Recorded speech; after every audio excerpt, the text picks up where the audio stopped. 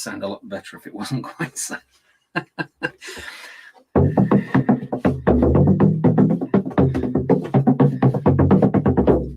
Ladies and gentlemen, welcome to Friday with Friends with our special guests today, Clare Murphy and John De Búrca.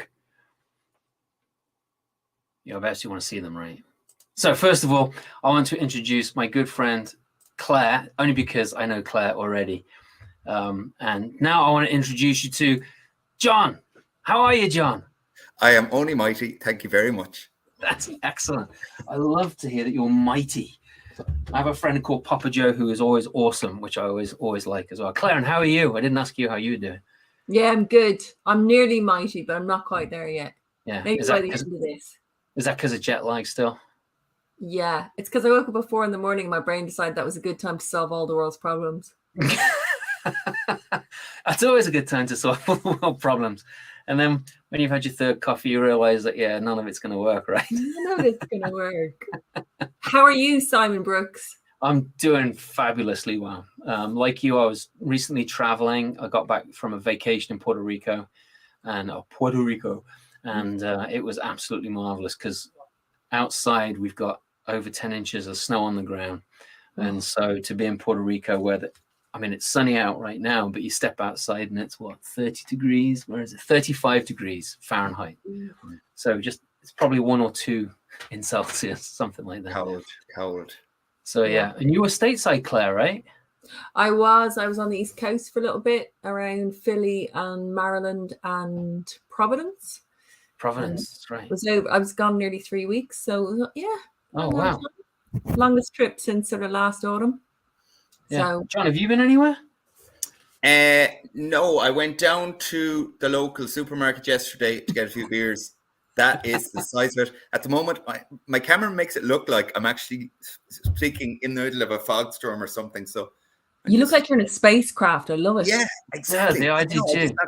But I'm okay with it. It's kind of, I'm going to downplay both of your very kind of busy looking HD kind of views. And I'm just going to be like, my black metal t-shirt in the background, kind of gritty and lo-fi. Yeah. So I haven't really been anywhere. No. Oh, well, we went to Disneyland actually. In fairness, in Paris. You're at Disney. Yay! Yeah, that was good fun. Yeah, because you got 4 kids. I have 3 kids. 3 kids. Sorry. And a hairy baby known as Yoda. He's like a 4th kid. Really, he's supposed to be a labradoodle, but he's not. Whatever he is. He ain't a labradoodle. Yeah, we got a black lab that's a pit bull. Oh, really? Yeah. But so some people might be wondering how we got to know each other. I think most people know that Clare and I are storytellers, but you're an author. And the reason why I got all 3 of us together is because you wrote this, The Last 5 Swords. Dun, dun, dun. I did. And it's a 441 page epic, which is based around Irish folklore or mythology. Yes. Right? So how did you tell us about the book and how you came up with the idea? The book is something that has taken a long time. So I thought, I grew up with a lot of storytelling in our house. My parents were both great storytellers. My dad in particular used to tell us oral language folklore tales of old and mythological kind of stuff. And we all grew up with that and were used to that. And then we got into the real world and realized it isn't everywhere. Not a lot of people know these stories, which was strange to me. But went about life, did all that kind of stuff, and always had a mind to, tell stories in some way, shape, or form. Over the years, things moved on, was busy with various things and never really got to sit down to write anything. And then as time went on, it was from going to the likes of Clare and other storytellers that really kind of made me sit back and think, okay, I really want to do this. I really want to tell a story. Not necessarily sure exactly what it's going to be yet, but I know it has to be about the Fianna. Because of all the various heroes in the world and heroines in the world, and in terms of mythology and folklore, theirs is a set of stories that are undertold, under-recognized and undervalued. 3 unders. So I felt like those stories, you know, we're watching Marvel stuff over and over again, and the 9th different Batman and 45th James Bond and all these various retellings, or King Arthur and all these different things. And the world, I feel, is crying out for more heroes and heroines, and they're right there before our eyes, and in particular our ears in this country. So there you go. That was kind of where it came from. I decided I want to write a book about Fionn McCool, and I kind of found over the years that I never really heard a satisfactory conclusion to his life, as in what happened to him around the time of his death. So there was stories, there was ideas, there was kind of rumors, but there was never actually, you know, this happened to him, dropped dead, drinking a pint of Guinness or whatever it was.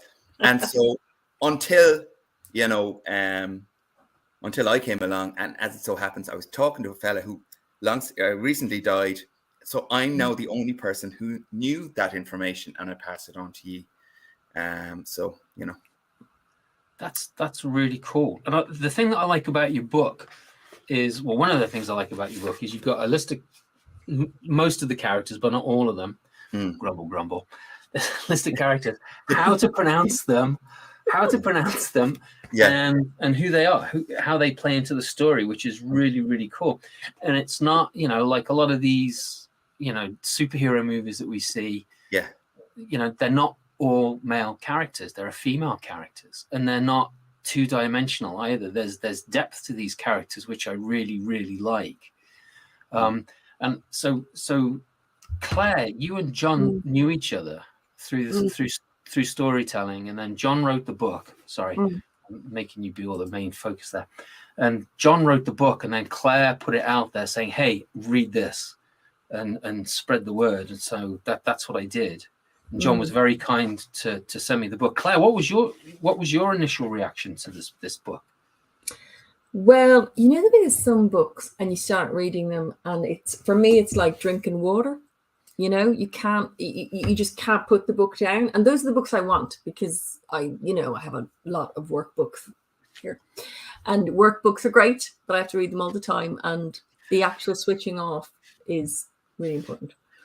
So when I started that, I was like, "Oh, just give me this book that my friend wrote," because my friend wrote it. And so we'll see. You hope it's good. You want it to be good. Would have been awkward, yeah. It would have been really awkward. I would have just not met up with John for a couple of years. I was conscious of that. It's like, oh, I hope she doesn't think it's terrible.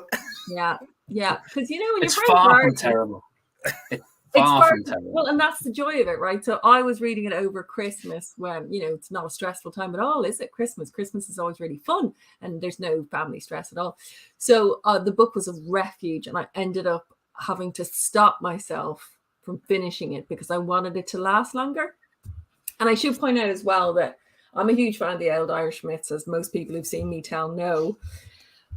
But there's something in this book that I haven't seen in other places, and that's why I wanted to promote it, because it's being published by a really good but really small publishing house, and it's not gonna get it's gonna be all word of mouth the way good stories are, right? So, but it tackles the myths in a way that I just haven't seen it done, and that's why I started shouting about it, especially to a lot of my male friends who like myth, because this is the kind of and to my female friends who like myth, but like a lot of my guy friends who love myth just like got straight into the book, because it's the meeting point of a lot of different things that need to be addressed. Like, the female characters are completely badass.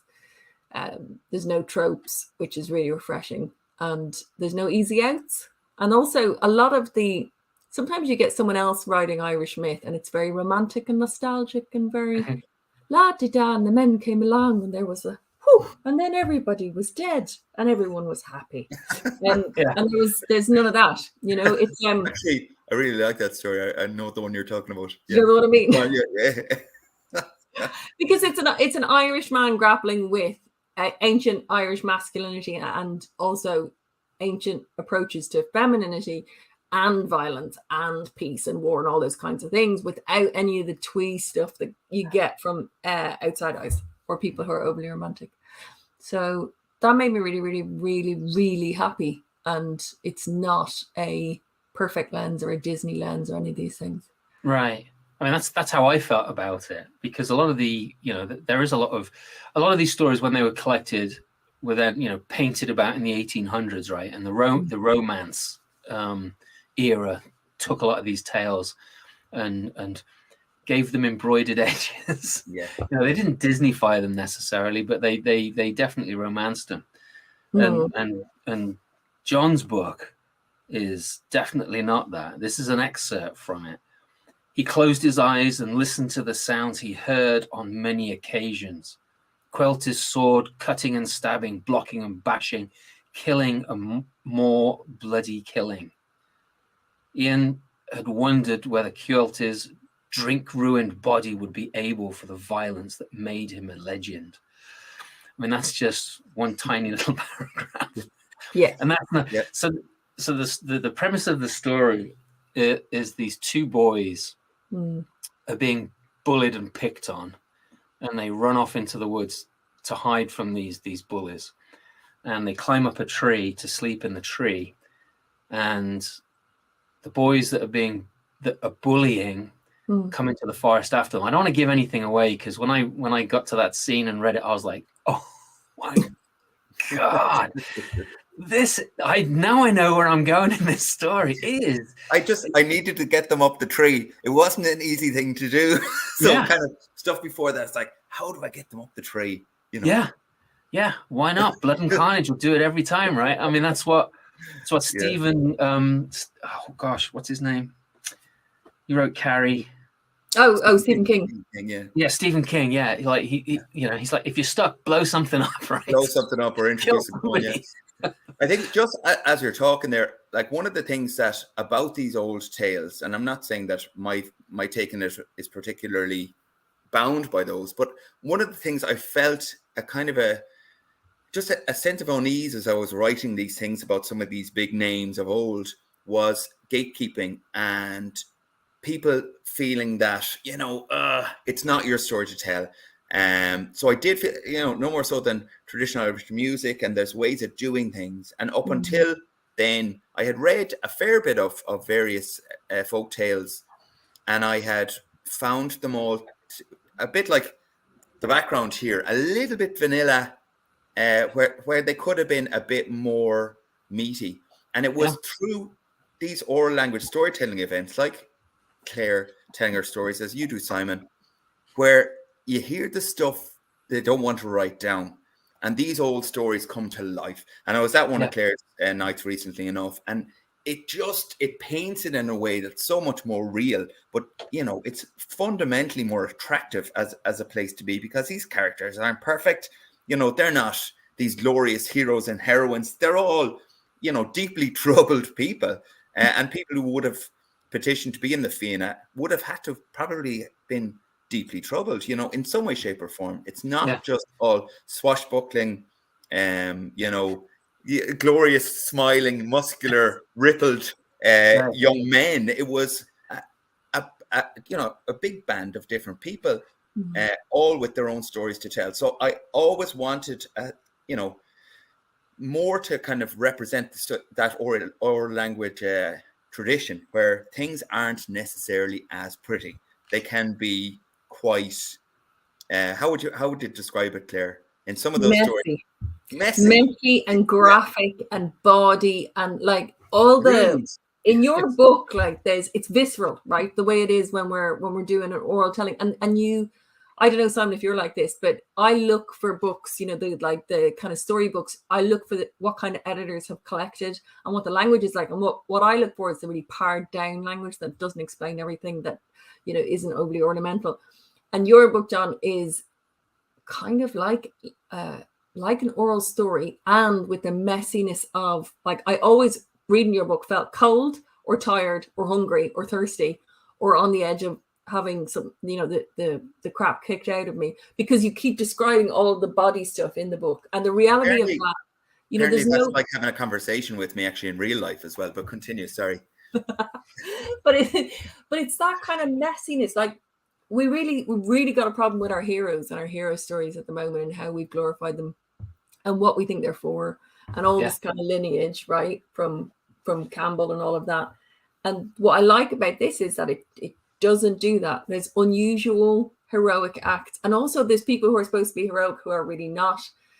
And it also explains, like, Simon, did you pick up on the Gyasa thing? Yes, I did. And like that's all the way through Irish myth. Anyone who's read Right. Irish myth, you come across this little word which is GEIS or GEASA, and it's quite a mysterious concept of a binding word. But it's also not. I mean, if you look at, Beowulf, my word is my honor, right? Yeah. And that's what this is. It's what it boils down to, right? It's what it's just distilled down. If I say I'm going to do something, I'm going to do it. Right. Yeah, but some of them are really weird. Like you can never refuse dinner, or you have to go back into someone's house and go through the door. Like some of it, it's in so many stories. On a life of its own, the whole Gyasa business. Yeah. And we see one being made in the middle of the story, which I thought, I'd never seen that done. Yeah. So one of the things that I got really excited about is because my mom, she knows that I like all these Irish stories, and there's Irish in the family on my dad's side, actually. And my mom sent me this for Christmas, Irish Fairy and Folk Tales by James Stephens. So this book came from the UK. And these are some of the stories I've never heard before, right? And they had some of the characters that are in John's book. And so I was getting totally excited because, in some ways, John's book is a little bit like The Sandman. I mean, it's nothing like The Sandman, but in some ways it is, because when you read Neil Gaiman's work, especially in The Sandman, there's this deep underlying mythology. And what I found with John's stuff is that he brings that out. And it's like, and if you know the mythology, as I'm getting to know now, it adds this other layer, this dimension, which is, for me, it's really exciting. So John, I'd hoped for people who were familiar with these stories that it might be like that. That's like, I know that guy, and it wasn't necessarily what I thought of him or her, but they're there and there are familiarities, and I know some of those stories, and I will hope that people will read it and say, actually, that is kind of how it could end for that person, or how the person might have ended up, or, what pressures they felt, or what have you. So there were some of those characters in there I was a little bit nervous about producing, but at the same time, I kind of felt like I'll give it a go and see how people react to it. And I think up until now, people have been very positive in terms of, especially Quilcha, and Conan McMorna, the guy with the sheepskin back, or the sheep back, So again, he's a well-known part of Irish mythology and folklore. Even the notion of that, this guy who has, a sheep skin back, so his back is all hairy and white, and what I would have imagined to be very smelly. What a great idea! What a great notion! What a great old story that, certainly was worthy of bringing that back in some way, shape, or form. However, I kind of presented it. Yeah. How do you see this book as relating to people these days, like in today's culture and what we're doing, and the world around us as well, which I felt was reflected in this book as well? Oh, I think, I'm sure it's an awful lot of the same struggles. I suppose one of the main themes I wanted to kind of examine, if you'll forgive my kind of attempt at depth and kind of, trying to sound very intelligent, was, self-doubt and believing in yourself or not. And then what happens when you do and what happens when you don't. And the notion of redemption for everyone, regardless of how far you tread from your path, or, the path you felt was there for you. Is there a way back? And I think hopefully people find that there is a way back, but unfortunately not everyone gets there. So self-doubt versus self-belief, and I suppose that was one of the big ones for me. It's like even the most famous heroes of old, or heroines of old, mighty as they may have been, have that sense in the background going, am I good enough? What am I doing here amongst these great people? I always feel that when I'm around Clare. I'm like, how is that girl chatting to me about anything? I feel the same way, John. I really do. I gotta interject here and put us on equal images, please, because I've got to throw in a backstory here. Because the reason I met John is because he was and is he does MMA with a friend of mine in a club in Galway, and he was doing a master's on storytelling in his school, using his 5-year-olds that he was teaching. And he heard that I was a storyteller and would I come and work in a school? And Simon, he wrote this beautiful master's on oracy and literacy for 5-year-olds and why storytelling works. So that was the beginning of our friendship. Then I find out that he's also, sorry, John, he's also in a death metal band, wears a dress and wig on stage and screams a lot. And mostly, not anymore. And mostly teaches 5-year-olds and 4-year-olds about how to be in the world, and is a massive sci-fi nerd. So there was a lot of crossover. And I bring all of that in as well. I think all of that is relevant to the book because, like John said earlier, something about like, do we have the right to tell these stories? And you and I talked about this a little bit around, like you and me, Brooksy, you've talked about like what stories should we tell? What stories can we tell? But isn't it our job as artists and storytellers to think about what do we need now in this epoch at this time when the world is in this very interesting place? And we mostly look to Greek or Marvel. Those are our two mythological lexicons that we tend to look to. Yeah. But everybody has mythology near them at some level.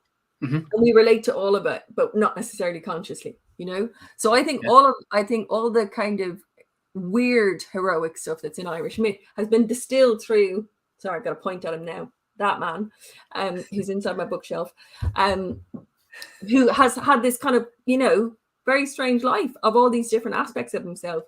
And I think there's something about that, right? We've got to bring mythology through ourselves to the now and not just regurgitate the Greek and the Marvels and the Norse, but like something that's a little closer to home. Right. I mean, even the Marvel versions of the Norse myths, not the Norse myths, but the Greek myths are like just totally messed up. They are. I mean, they're Marvel. They're Marvel. That's their Marvel are doing to the Greek myths what Disney did to folk and fairy tales. Yes, right? Yeah, pretty much. Right? Pretty much, yeah. But there's lots of people who like that and know that universe, but it's just around. There's something a little bit richer in the book. If you start getting into Irish myth after reading the book, it'll be really interesting what it does to your approach, because all of these secondary characters are kind of really humanized, and that's always what I like about hanging out with myth, because in myth everyone's flawed, and that's the point, right? Is that they have to go through all of this so that we can figure out what we need to go through.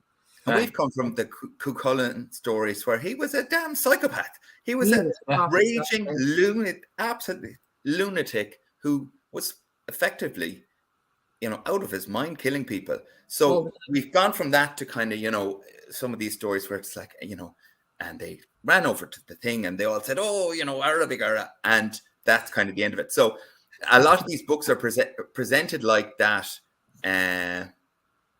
Girls who slay monsters. Oh, this is new. So like the Cuchulainn thing, sorry, John, I jumped in, but like the Cuchulainn thing, he was our psychopath, you know what I mean? So like, that was why I was lucky, because he killed less people at home because we did the whole cold water plunge thing. But people are starting to dig for fragments on the female stories and the lesser known and the kind of less twee. So I think there's a big resurgence happening now. This is part of it, where we're digging into the things that were hidden, because the kind of two-dimensional stuff that's been there for a long time just isn't cutting it for people anymore. But it's I always feel like it's the oral stuff that drives ideas like mine, especially around mythology and folklore. Now, one of the problems I had initially was I had effectively tried to document an oral story that I had in my mind. And that's why it took a long time to kind of come away from that and say, okay, I'm not going to manage that because I can't do that realistically without some of the magic you guys have, where you can kind of raise that eyebrow at the right time, or, pause just for the right amount of time, or whatever it might be. So I had to kind of bend that approach and come back to just kind of traditional writing, I suppose, while also trying to represent elements of it, where Aina is telling stories around the fireplace or what have you, and deliver some of the narrative in that way. But from my point of view, one of the main drivers of this was oral language stories that I have heard and the effect that they had on me. You know, that really deep-seated grip that they took of me from when I was very, very young.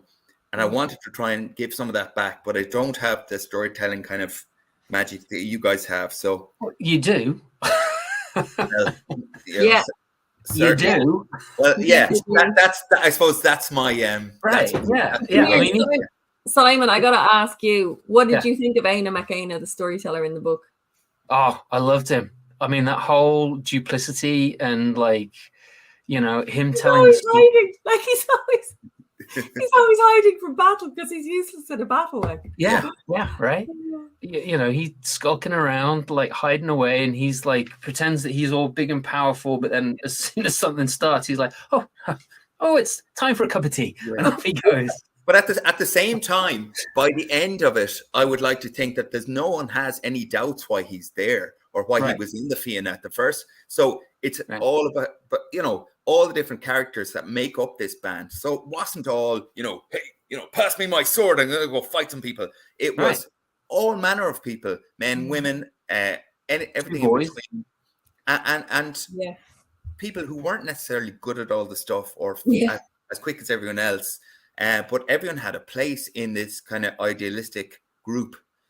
But my God, I make myself sound so deep. But anyway, this is what came out. I mean, it is. I mean, you know, it is deep. I mean, it's an incredibly rich story, I feel.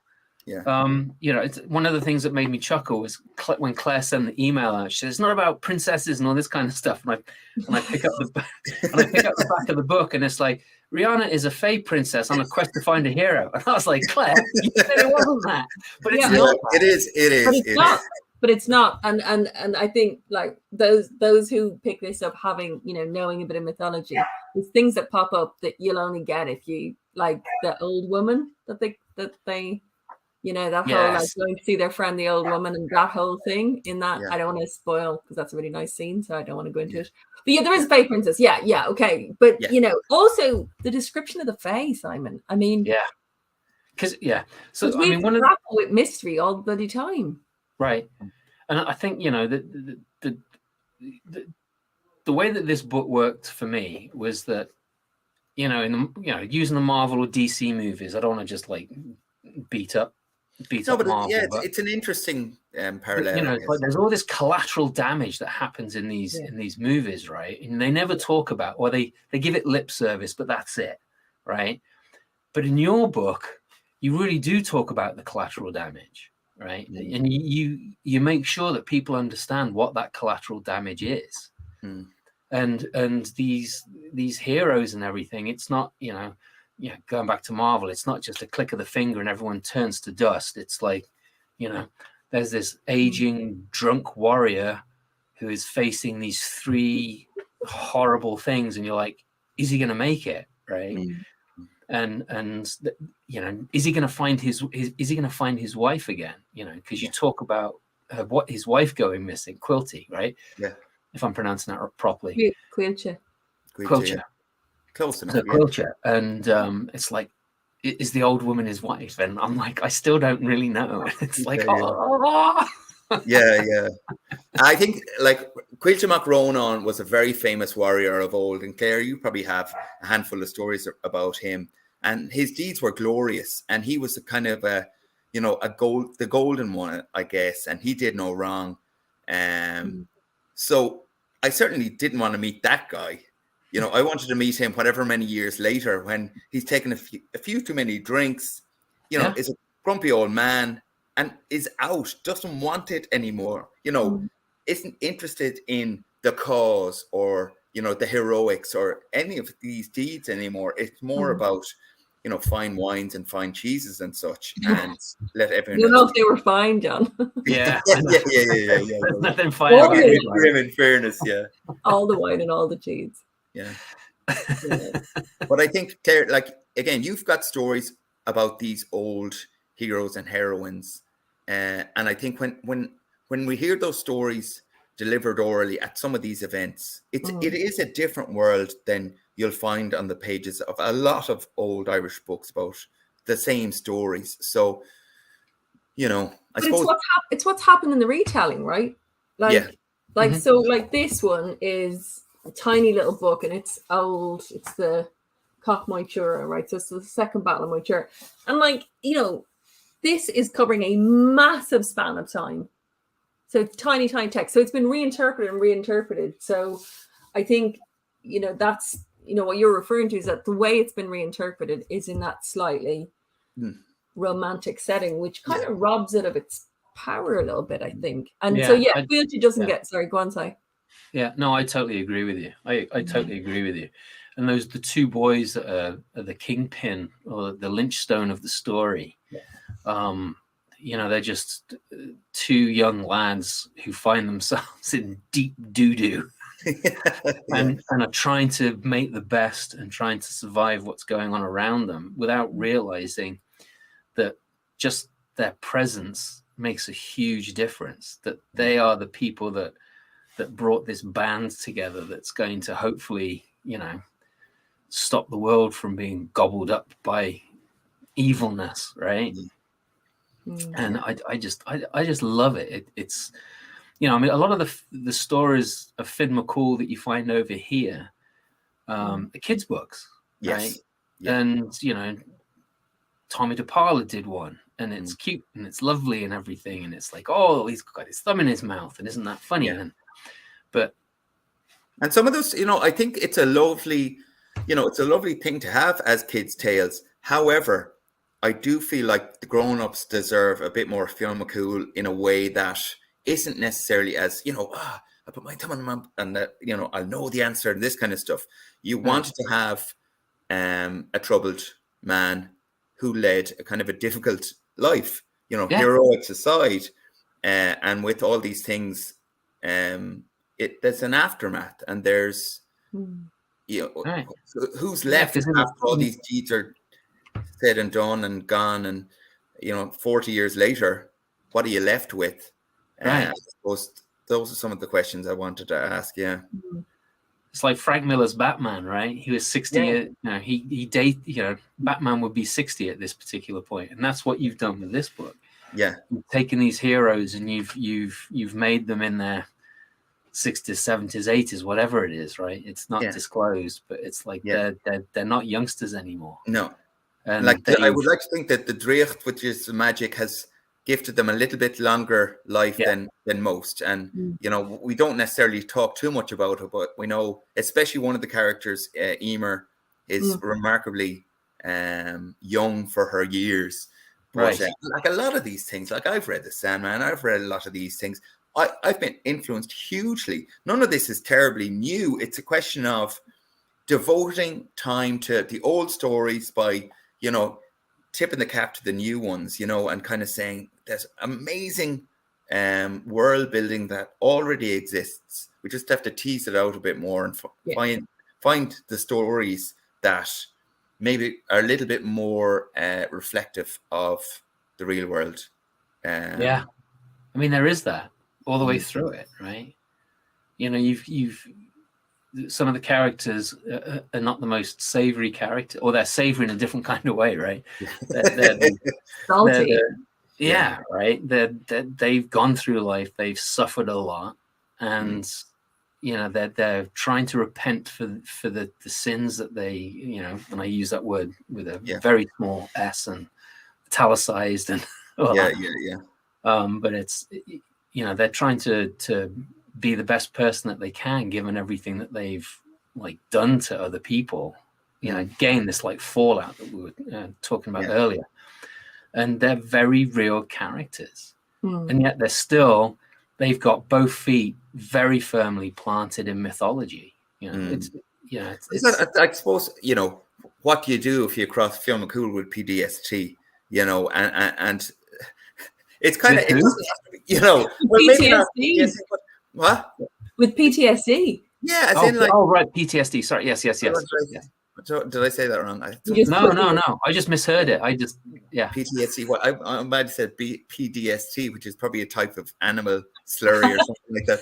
Some farmers go, actually, that's not a bad idea. I don't know what it is, but PTSD. And you kind of say, look, after all of these things, what are you left with? And I suppose that is that thing. And if they are called back into service, and again, that's been done, one last job, let's thank one last time or whatever. But in this case, it probably, and I think possibly they might know it, that they probably know they're not going to get out of this easily, if at all. So yeah, well, there you go. And Phil is the guy at Perch Crow Press who published this.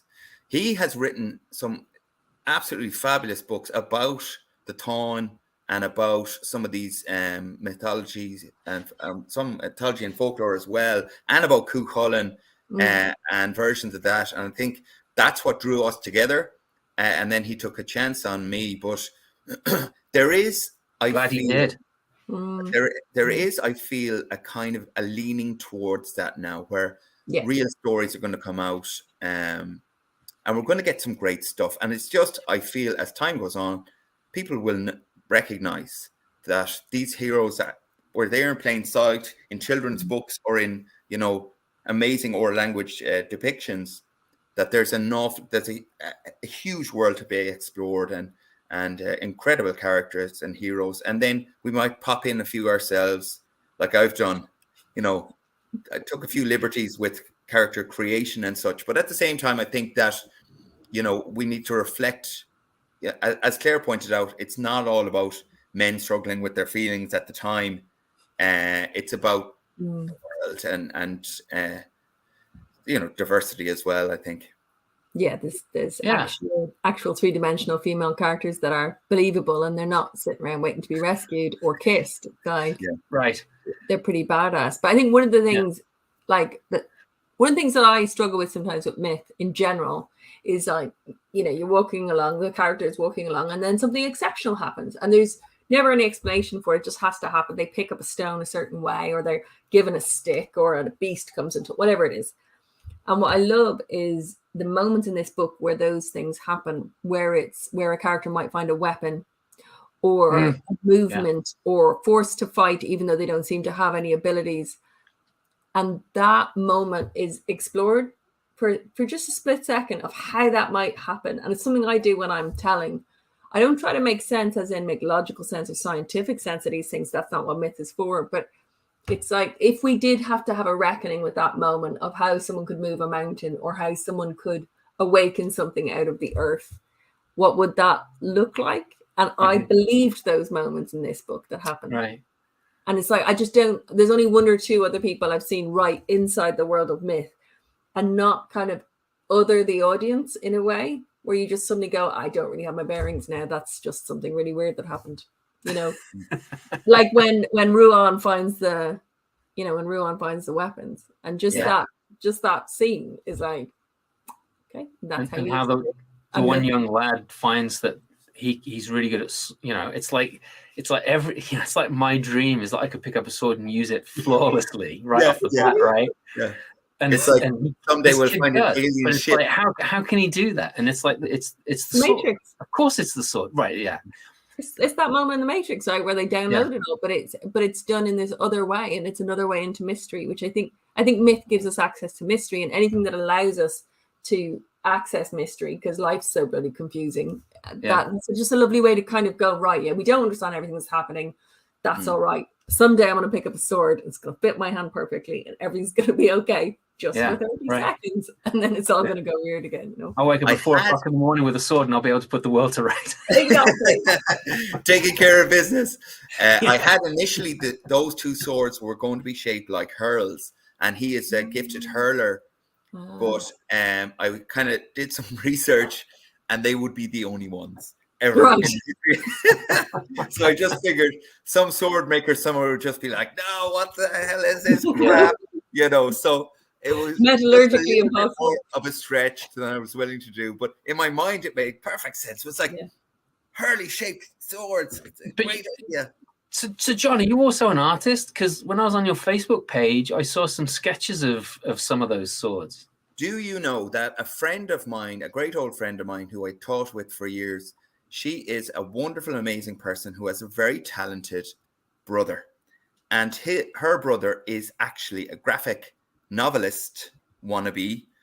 And years ago, I was chatting about this, and I said to him, "Will you throw me together a few sketches?" And away he did, and he sent me these things back, and I just loved them so much so. And it's a bit conceited. I got a tattoo of them. Hang on, wait. What? Yeah, sorry, which way This to go is here? a new tattoo, is it? I know it's been around for a while. Like, it is very conceited to get, But it's from what the would have book. been the front cover of my book on my arm, but it made sure I had to finish it, or I'd look like an awful clown. So he did some of those, and then Phil, who is Perch Crow Press, is actually very talented as well. So he does some of them as well. You'll notice at the front of the chapters, at the start of the chapters, there's little depictions, and they're fabulous, and that's all Phil who does most of those. So it's either my friend's brother or Phil. Yeah, so no, I'm not. I can't draw anything except tea from a tea bag, of which I do a lot. You're on mute now, Buxeria. Yeah, we've lost Simon Brooks. He's trapped. I was trying to find those pictures on Facebook. Yeah. So I didn't want to be like ticking What's away. your artist's name, John? What's your friend's brother's name? It's really embarrassing. I've forgotten now. Dwayne Maloney. Dwayne Maloney. All right. And I don't necessarily, you know what? I haven't heard much from him since. And I was trying to give him money, and he wouldn't take money off me.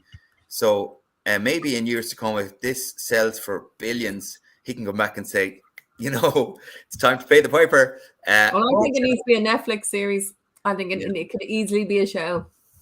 Yeah, I was thinking the same thing. This could definitely be a really good show, and then you can have him do like the weapon designs or whatever, right? Yeah. And then Simon, we can say we knew him when. I know, right? You'd have to make guest appearances. Imagine two of us like storytellers in the background. Yes. Well, I could be if it takes a little longer. I could be the old storyteller, and you could be the young lass with the sword fighting abilities. You could be Emer. I love the Emer. You're the same coloration of her. I wonder, did you influence the physical appearance of Emer because she has brown hair and brown eyes and is eternally young looking, Claire? Which I suspect Simon will agree with, that she hasn't aged today. It's outrageous. No. Yeah, I mean, I am like pushing 73 now. It's getting weird. I'm saying you got to be over 26. I'm still being called a young storyteller, 46. It is a problem.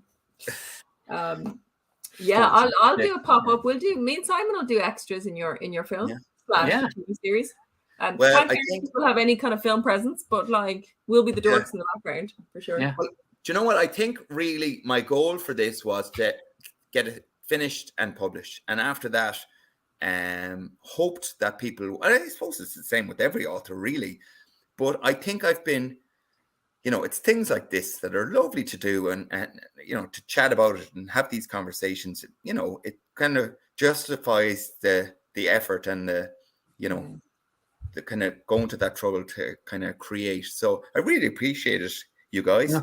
So I have a question for you. How long did it take to write the initial story of this? Realistically, there was an awful lot of faffing, and I wrote a version of that, I think, about kind of 10 and 8 years ago. That was my attempt at oral language story on a page. And for a few reasons, it didn't work. And I'm kind of glad it didn't. Because even if I had got some iteration of that down, I think it would have been selling oral language storytelling short, and maybe the story itself short, because I wasn't committing enough to the story as opposed to the style. Maybe that was a problem. So started again about maybe 2.5 years ago. Took it seriously. I had done some research and some courses, and kind of threw the original one out and started again. So about 2.5 years maybe. How long did it take you to edit it? Well, that was another thing. I wanted to get, a few different viewpoints, especially from people who weren't necessarily the bulk of the readers of this type of stuff. So, sensitivity readers and readers who aren't fans of mythology and folklore got their input and said, what could I change? What should I do? And it was interesting, and it was fun, and it was educational, and it was a part of the process as well. So, and then Phil took it and did a proper edit and made it presentable. The editing is always like the hard bit, right? The writing's easy. Yeah, the editing was tricky because I had to get rid of the guts of 10,000 words, which was a little bit heartbreaking, but at the same time, leanifying it, tightening it up. Yeah. So I know people can get it from Amazon. Yeah. But not being a fan of Amazon. Yeah. He doesn't need any more money. No, he doesn't. He doesn't need any more money. Really doesn't. So people can't even buy it from the publishers directly because they put it through Amazon too, right? No, the publisher, you can go to Perch Crow Press, and if you go to that website, and some of the other writers are there as well, and some other books on perchcrowpress.com, I think it is. I'm looking right now, yeah. Yeah, I think it's all one word, Perched Crow Press, which is a cool name for a publisher, in my view. There you go. That's the one. There it is. And you can get it through there. And I don't know if he ships everywhere in the world, but you can write to him and maybe he will. He will. Yeah, he will. He's a great... It's expensive to ship. It costs almost as much to ship a book as to buy it. Yeah. But that's the world. I think the trick then, Simon, is that for some bookshop over there to just buy more than one copy and get them all shipped over to that bookshop, and then storytellers can go find it. Yeah. All in good time. All in good time. I feel like the second book is almost done, which tells a story of Emer when she was young and what, her story through to kind of... I'm going to ask if there's a sequel, but this is a prequel. It is a prequel, yeah. I wanted... Or is it a standalone, just using the same characters? I don't know. I don't know what it is, to be honest, Brooksy. I'm not entirely sure. All I know is that, that's a story that kind of came next, which is her backstory for a few different reasons, because at the end of that story, without giving too much away, she's introduced to a very special young man. And I think that then will open up the door to an array of different other stories. You're talking 19-20 books here. I'm only joking. We were here at the beginning. Yeah. I'm only joking. I think there might be a third book at some point, and that'll be a more traditional approach, I think. Okay. Not giving too much away, but no, you're not at all. No, yeah. But Emer's the thing I liked about her character was that there were times, like Claire said that she's totally badass, but there are also, which she is, but there are also times when she is very much in her feminine. Mm-hmm. And I loved that. Again, it comes down to these multi-dimensional characters. It's like she's not going around going, I am a superhero, I'm more powerful. She's like filled with doubt at times and places, and she struggles. Yeah, she does struggle, and it's really good to see, what I call real characters, and not two-dimensional, exactly. Square-jawed, firm-bosomed people. Right? Yeah. But I think with her, she is a great character from my point of view to explore further, because she does struggle, I suspect, the most, even though she might be probably the most gifted in some ways. Yeah.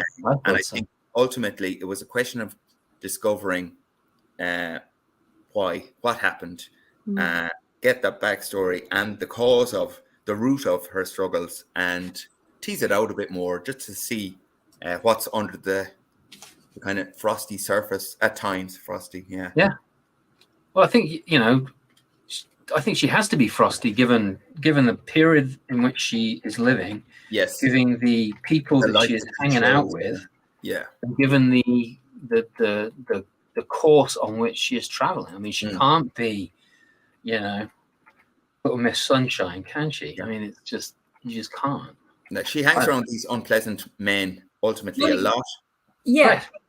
And I finally found a reference in one of the old texts to the men and women of the Fina, and I just don't think they're ever getting talked about or told about. It's all about the men that were in the Fina. So that's, well, if I may, from the stories we heard when we were very young was men and women. It was always men and women. That was what you heard. I didn't. Yes. I heard. I mean, I heard about the women who were attached to the men, but not the stories of the women. Yeah. Huh. So in my mind, it was always there. It was always just a question of representing them more obviously, and having a go at them in a realistic way as much as possible. Yeah. Who can understand women? Surely not I. I think there's one of the Shanuckles there, the Irish sayings at the start. What is it about? There are three things. Oh, I can't remember. Something about the coming of the tide. What a Shanuckle is. A Shanuckle is an old Irish saying that we would have heard an awful lot when we were young. Like, what was a good one? You got them at the start of every story, haven't you? At the start of every chapter, yeah. So Achni and Kirog Ella means what's a good translation of that? It's like one kind of messer recognizes another. One messer recognizes another. And here's one from page 85. Yahachanga e alavert. It's the life of a language to speak it. It's Proverbs, basically. Yeah, it's Proverbs. Yeah. That's what it is. It was but important. The Irish Proverbs are really curious. Some of them are great. Some of them are great Proverbs, yeah. But it was important. What can't be cured must be endured, right? And that fits so many different things. This is the website where you can get the book from. Oh, thank you. Mm-hmm. In case people wondering what that was, because it's not perched. Yeah, if you don't want to go through Amazon, someone will look after you. Don't worry. Yeah. There are ways and means, and I get it. But at the same time, I suppose we are kind of, it is a small setup, a small operation. So we kind of do the best we can. They're on Twitter as well. You can find them on Twitter, and you can find John on Twitter. I'm going to read out one more. On te a fion hus alter jock air, on te a fion hias vulture cuss air. When you're up, they drink to you. When you're down, they kick you. Yeah. That's one of the first ones as well, isn't it? Yeah. Some of those ones, it was fun matching them to the content of the chapters as much as possible. Some of them were a little bit of a push, but other ones just fit perfectly. Yeah. And some of those proverbs are powerful things, and some of the Irish language is beautiful. So I wanted to have it represented in some way, and felt that was a good way to get it in there. Yeah, as much as possible. No, you did a great job, John. Really impressed. Claire, John, this has been wonderful. Well, thank you for time and for talking about my book. I feel really weird talking about it. Why? I mean, that's how it happens, John. We get our feedback loop by telling stories. I'm not allowed. I'm not even allowed in the office. I'm not a fancy writer. I'm in the corner of a darkened bedroom here, hoping that no one bursts in. So it's all a bit strange. I know you're getting darker and darker as the thing goes through. You should turn a light on before you vanish completely. Well, thanks for having us on, Brooksy. Yeah. Thank you so much for having us on. I really appreciate it. And thanks, Claire. You're very welcome. I'm going to put up the cover one more time because I can do that. And thanks to Phil for the great cover as well. He does a mean. It is a great cover. Yeah, so that's all Phil. Brand. Where is it? I can't find it. Where is it gone? All right, I'll do it. There it is. I got it. Warriors at the there it is. That's the whole book. Nobody needs to see my face. They know it too well. So the last 5 swords. In search of Ireland's greatest champion, a new band of heroes must arise. Not a kid's book, very much. It could be a YA book, but it's we did remove some content to make it more YA. It was a little bit grittier, but we kind of settled on YA up. So not for kids, Yeah. no, not this No, time. it's not for little kids, but it's a grand book, phenomenal book. And for those of you who are watching, put my face back now. For those of you who are watching, thanks for being here. If you like Irish mythology, this is a phenomenal read. If Claire Murphy says it's a good read, then it's a good read. You know, a thumbs up from Thanks Claire. everyone for being here. Take care. Thank you. Thanks.